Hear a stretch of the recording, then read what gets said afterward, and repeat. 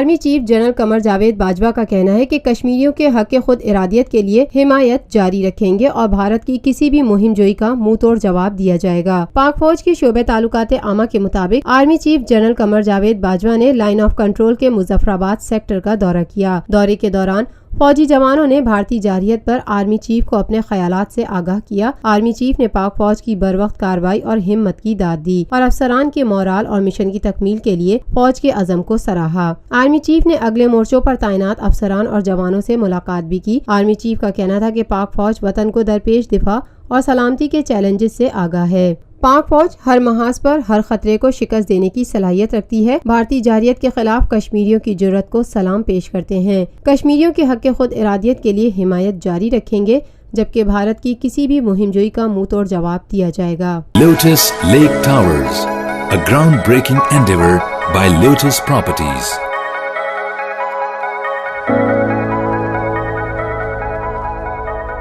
ملکی، بین الاقوامی، سماجی، سیاسی، تجارتی، ثقافتی، تفریحی، معلوماتی اور کھیلوں سے جڑی ہر چھوٹی بڑی خبر کا مرکز TNN TV۔